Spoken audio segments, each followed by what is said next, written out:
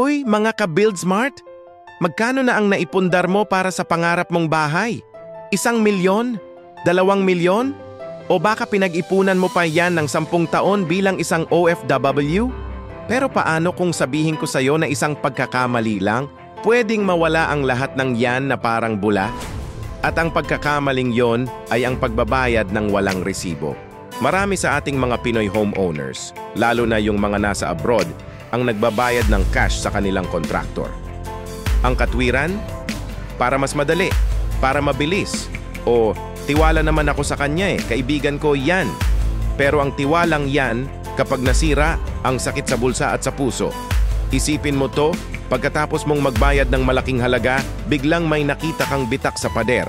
O kaya naman, sobrang delayed na ang project. O di kaya, yung mga materyales na ginamit, hindi pala tugma sa napag-usapan nyo. Natural, magrereklamo ka, di ba? Pupunta ka sa kontraktor mo, sasabihin mo yung problema. Tapos, kung medyo palaban ka, pupunta ka sa DTI o sa barangay para magsampa ng reklamo. At ang unang-unang itatanong sa'yo ay, may resibo po ba kayo ng pagbabayad?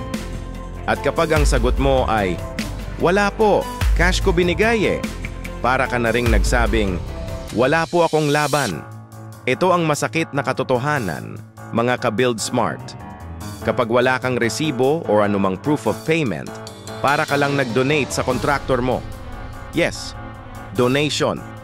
Kasi sa mata ng batas, walang nangyaring transaksyon. Wala kang patunay na naglabas ka ng pera. Kahit pa may kontrata kayo, kung hindi mo mapapatunayan na nagbayad ka para sa mga serbisyong nakasulat doon, mahihirapan kang manalo sa kaso. Ang kontrata ay nagsasabi kung ano ang gagawin, pero ang resibo ang nagpapatunay na binayaran mo yon.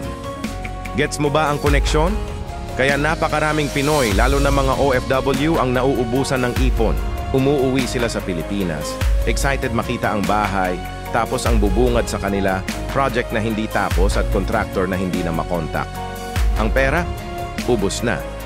Ang masaklap pa dito, may mga contractor talaga na sinasadyang huwag magbigay ng resibo. Bakit? Unang-una, para makaiwas sa kanilang legal na responsibilidad or liability. Kapag walang resibo, walang habol. Pangalawa, para makaiwas sa tax. Kapag walang paper trail, hindi may dideclare ang income nila. So, sino ang talo sa huli? Ikaw na nagtiwala at nagbayad ng buo. Ang perang pinaghirapan mo, napunta lang sa wala. Huwag mong hayaang mangyari sa'yo to. So, ano ang tamang gawin? Ano ang totoong solusyon? Napakasimple lang. Unang panuntunan, lahat ng bayad dapat may katapat na resibo. Hindi pwedeng wala. Kung hindi official receipt, kahit acknowledgement receipt na pirmado niya, na may petsa, amount, at kung para saan yung bayad, pwede na yan. Kung magbabayad ka naman through GCash o bank transfer, yan ang pinakamadali. Screenshot mo agad ang transaction confirmation at isave mo sa isang folder sa phone mo na ang pangalan ay House Construction Payments. Huwag mong iasa sa transaction history lang kasi baka mawala yan. Para mas organisado, sa bawat partial payment na ibibigay mo, ipasulat mo sa isang papel o sa mismong kontrata ang payment received, kasama ang halaga, petsa at pirma ng kontraktor mo. At ang pinaka-pro tip? Magkaroon ka ng payment logbook, isang simpleng notebook lang kung saan mo itatala ang lahat ng petsa at amount ng bawat bayad mo. Papirmahan mo sa kontraktor mo sa tabi ng bawat entry. Sa ganitong paraan, may physical record ka na hawak mo. Isa pa, never ever pay the full amount upfront. Bayaran mo ang project based sa progress or milestone. Halimbawa, 20% down payment, tapos may bayad ulit kapag tapos na ang pundasyon, may bayad kapag nakatayo na ang pader, at iba pa. Sa paraang ito, kontrolado mo ang daloy ng pera mo. Tandaan mo to ka-Build Smart. Ang bahay mo hindi nabubuo sa tiwala lang, kailangan din ng patunay. Ang bawat sentimo na pinaghirapan mo ay mahalaga, protektahan mo yan. Huwag kang matakot na humingi ng resibo. Karapatan mo yan bilang consumer. Kung ang kontraktor mo ay umiiwas o nagagalit kapag hinihingan mo ng resibo, yan na ang unang red flag. Mag-isip-isip ka na. Sana ay may natutunan kayo sa araw na ito.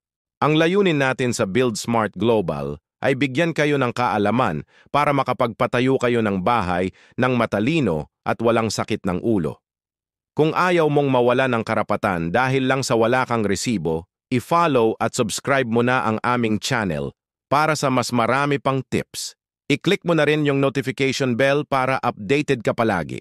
Maraming salamat sa panonood at tandaan, build smart, live happy,